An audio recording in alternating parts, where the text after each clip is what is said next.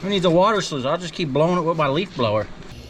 So today on Project Shop, I got a little bit of this #2 insulated wire with all these connections. These are from like a USB backup system. Some heavy gauge wire here. I bought it as #2 insulated, and I already stripped the piece down. It's definitely going to be #2.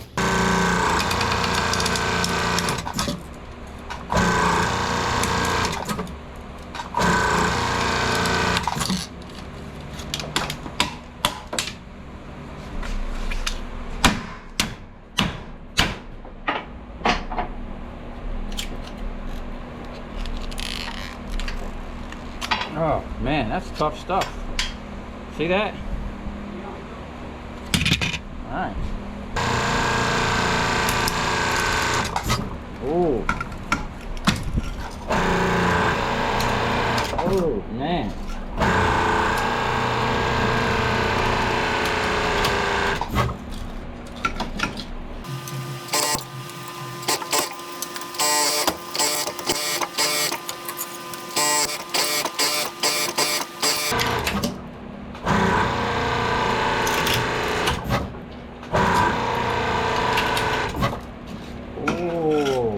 Look at that.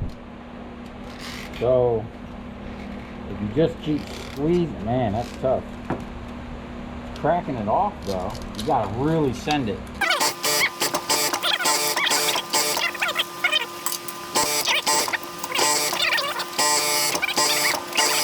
Oh man, ooh, yeah. I was maxing out at 10,000 PSI. That came right out.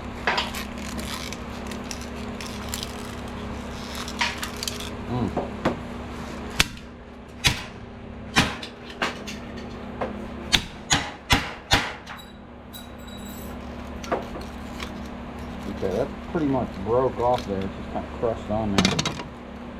Yeah. Okay, one more. I think what I'm going to do is, I got a lot of them. I think I'm going to set up the other jaw that I got. You know, I broke the jaws of life. I'll make a video on that maybe tomorrow. But I got 2 more. So we'll set one of the other ones up, swap the hoses, and check out those other ones, and then see if we can't repair that jaw. I'll show you what happened, what I was doing, and how I broke it. I can assure you I was being very safe. Oh! Man, all kinds of funny things happen. I'm waiting for this press now. This thing was not designed to press like hard on. I guess, I don't know. I've never put anything in this press other than transformers. And I think this is a 4 ton, 8,000 pound. Top piece is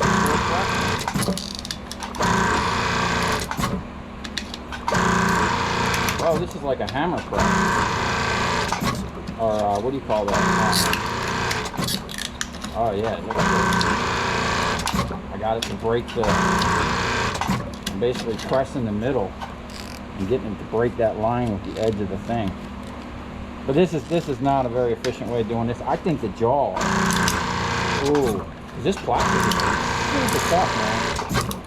I think the jaws of life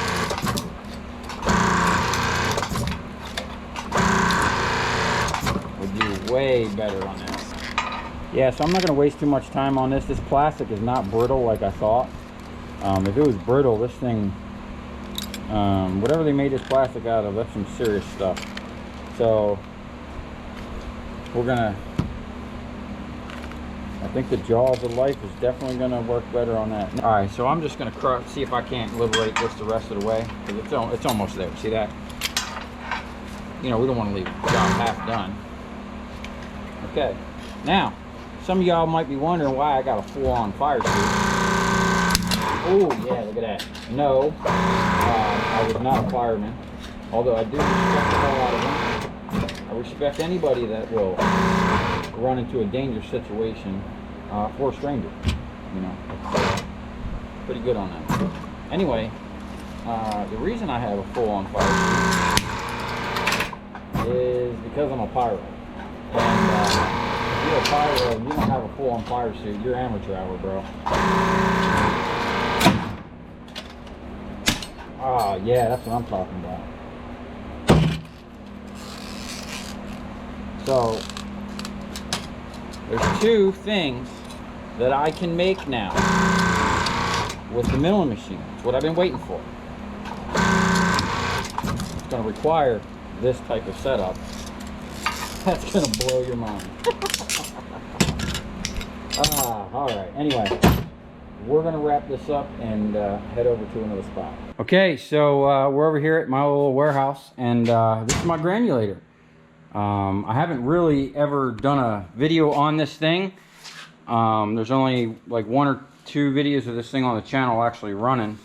So here we go. I got this thing used for $400 from an auction. My buddy actually got it, and I bought it off of him, and we kind of modified it. There's some things that were done to it that I wish that weren't, but anyway, what we did is actually we took the original motor, which was this like slow moving planetary gear, and then I added a pulley, and there's actually a chain on the other side over here that actually drives the teeth.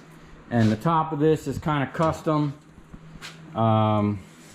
that I made out of my old Ford floor mats. And there was something else on this that I modified. We put a switch on it up here, start and stop it pretty quick. You open these 2 little clips right here to get it to the inside where the blades are. And this thing has, I think it's 1, 2, 3, 4, 5, 6, 7. Yeah, 7 blades. They're like $800 a piece. Now, one of the things that I wish wasn't done was someone had taken all the blades out, pretty much welded them together, and then ground the outside of them, which you weren't supposed to do. These things are designed to be sharpened from the inside, and they pretty much ruined the blades, but I did what I could to get them going. And now underneath here, if you open these up, is the cage. Now, if you can see in here where this line is, that's actually the whole screen. And then you see right here, this little lip that's coming up, that's actually a piece of sheet metal that I put in there, and I actually drilled out each one of these holes to make smaller diameter holes. And you can see this thing's wearing out. I ran a crap out of this thing, so it's actually, let me see, you can see it wearing out pretty good right there. And some of the holes are bigger than the other, but what we're gonna do, I haven't ran this thing in a long time. We're gonna fire it up. I got a little bit of copper here. These knives actually have 3, each one of these blades. Oh, there you go. 1, 2, 3, 4, 5, 6, 7. They're numbered. And then you got to come in from the inside and sharpen them, not from the outside. But anyway, I'm going to fire this thing up real quick and see if it still chops copper. All right, so typically what I used to do is I would take spools like this, and I would cut them with a big pair of shears that I had mounted to the table. And because you can only feed these machines, especially this one, because it was originally a plastic granulator, it wasn't made to chop copper, I would take and cut this stuff up into like 1 inch or 2 inch pieces. You know, when this thing was mounted on the table, this was really easy, and I can cut this thing up pretty much as fast, you know, as the machine could take it. So when you cut it up in small pieces like that, and you got a whole pile of it, you're just dumping this in there, it goes through the machine a lot faster. And that's why I'm going to be making a pre-shredder to where you can just dump this whole thing in the pre-shredder and it's going to grind it up and drop it right into the granulator.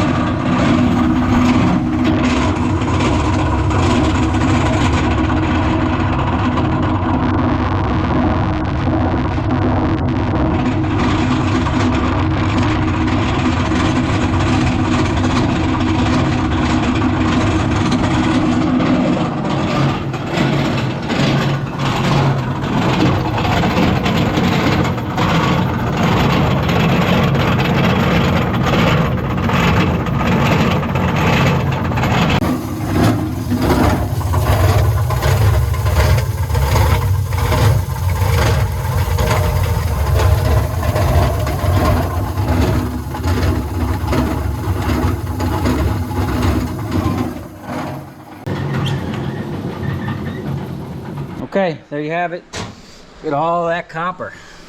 It's a nice little chunk there. Now, I want to try something real quick.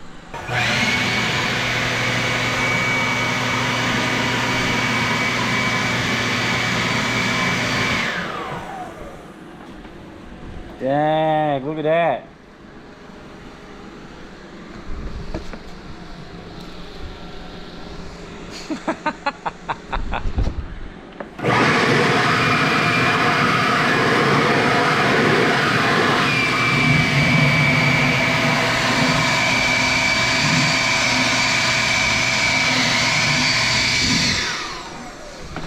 Let's see how we did. Dang, it's getting cleaner. Look at that. Who needs a water sluice? I'll just keep blowing it with my leaf blower.